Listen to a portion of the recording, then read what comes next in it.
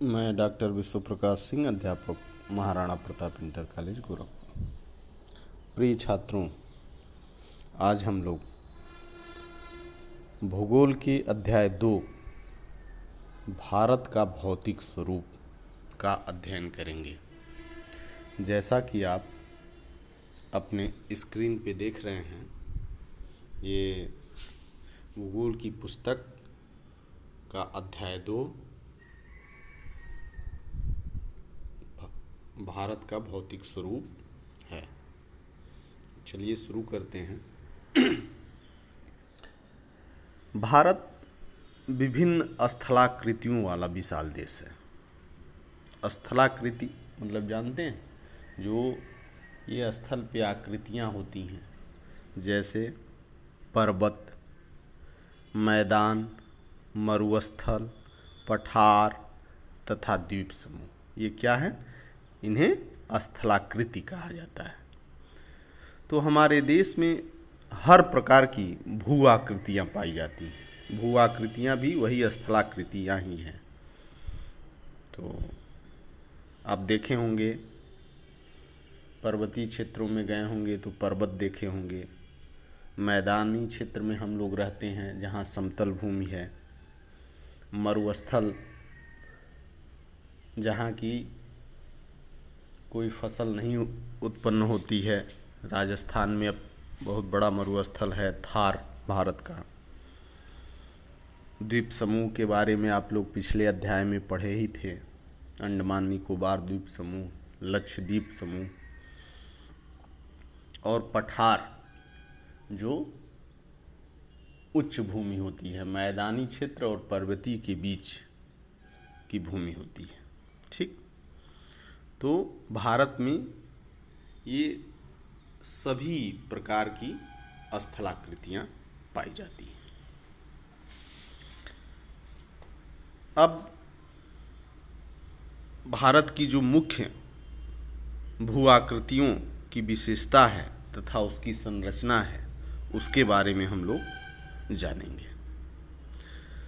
तो भारत में विभिन्न प्रकार की शैलें पाई जाती हैं, जिनमें से कुछ संगमरमर की तरह कठोर होती हैं। संगमरमर आप लोग देखे हैं, बहुत लोग अपने घर में फर्श पे संगमरमर लगवाते हैं और संगमरमर से ही ताजमहल का निर्माण भी हुआ है। तो वो बहुत कठोर होता है। उसी प्रकार कुछ ऐसी भी शैलें हैं, जैसे एक सेलखड़ी शैल है।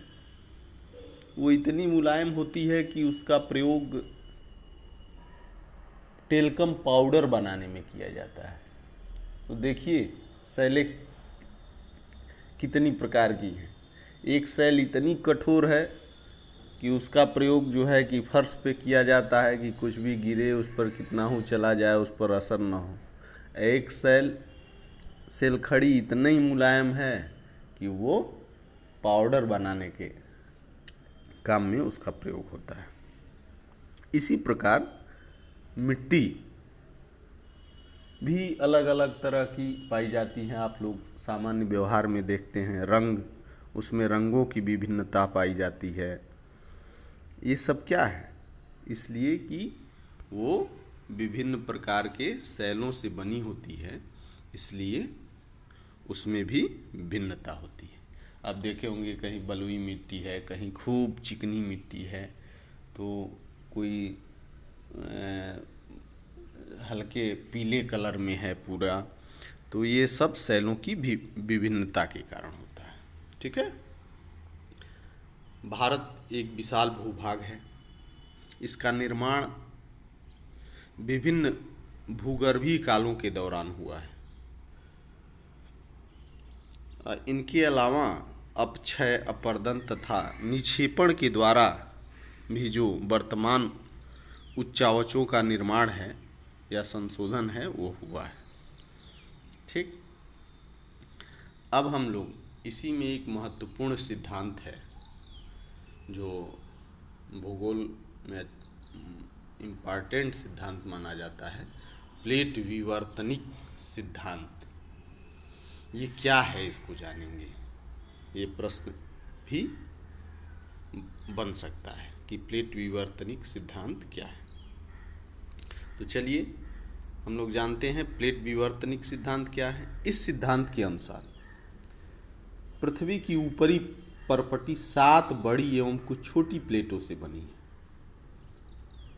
ठीक है, तो ये देखिए आपके स्क्रीन पे ये प्लेट दिखाए गए हैं। ये आप अपनी पुस्तक में भी देखेंगे। ऐसे प्लेटों से क्या है, पृथ्वी बनी हुई है। ठीक, प्लेटों की गति के कारण प्लेटों के अंदर एवं ऊपर की ओर स्थित महाद्वीपीय शैलों में दबाव उत्पन्न होता है, यानी कि प्लेटों में गति होता रहता है, जिसके परिणाम स्वरूप वलन, भ्रंशीकरण तथा ज्वालामुखी क्रियाएं होती हैं। देखिए जब ज्वालामुखी हम लोग पढ़ेंगे तो उसमें ज्वालामुखी के कारण में एक कारण यह भी है कि प्लेटों का खिसकना या प्लेटों की गति। तो प्लेटों की गति के कारण क्या होता है, ज्वालामुखी भी आता है। ठीक है, सामान्य तौर पर इन प्लेटों की गतियों को 3 वर्गों में विभाजित किया जाता है। कुछ प्लेटें एक दूसरे के करीब आती हैं और कुछ एक दूसरे से दूर जाती हैं, यानी कुछ प्लेटें एक दूसरे के करीब आती हैं और कुछ एक दूसरे से दूर जाती हैं। जब 2 प्लेट एक दूसरे के करीब आती है तब या तो वे टकरा कर टूट सकती है या एक प्लेट फिसल कर दूसरी प्लेट के नीचे जा सकती है। कभी कभी वे एक दूसरे के साथ क्षैतिज दिशा में भी गति कर सकती है।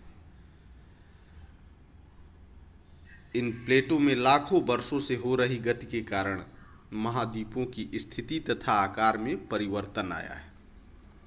भारत की वर्तमान स्थलाकृति का विकास भी इस प्रकार की गतियों से प्रभावित हुआ है। तो इसका मतलब है कि ये जो प्लेटों में गति होती है उसके कारण जो आज पृथ्वी का स्वरूप है वैसा नहीं था पहले, बहुत पहले।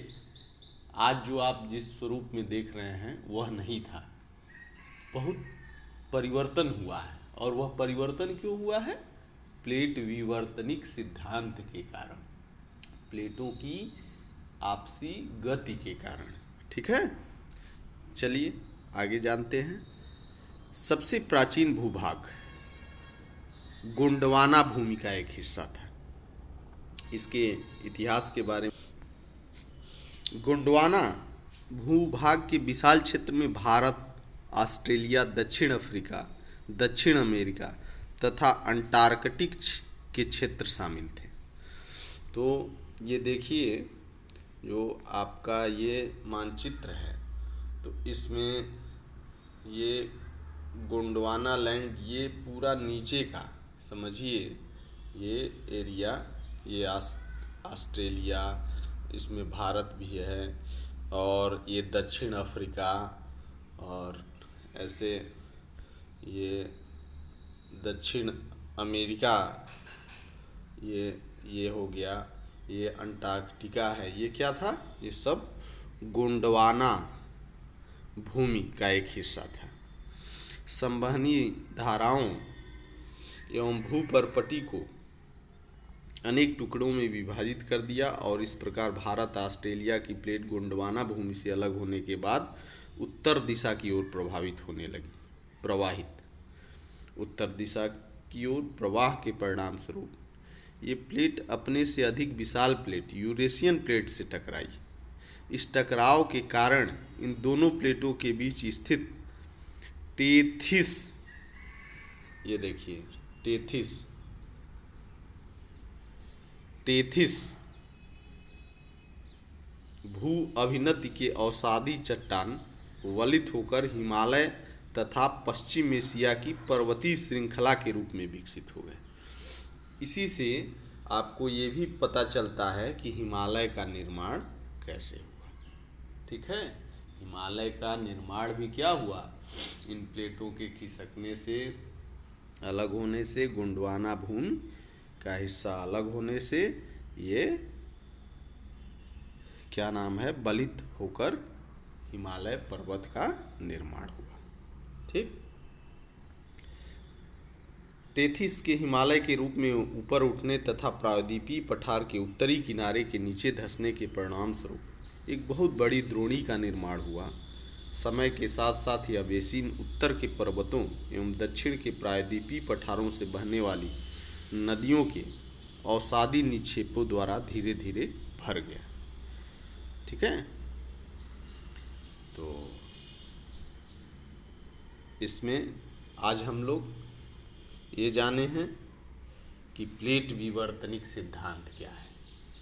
इस आज के अध्ययन में हम लोग जाने हैं कि प्लेट विवर्तनिक सिद्धांत क्या है, टेथिस क्या है, हिमालय का निर्माण कैसे हुआ, अपने यहाँ किस किस प्रकार की भू आकृतियाँ पाई जाती हैं, इन भू आकृतियों की विविधता का कारण क्या है, तो विभिन्न प्रकार की शैलें पाई जाती हैं अपने यहाँ।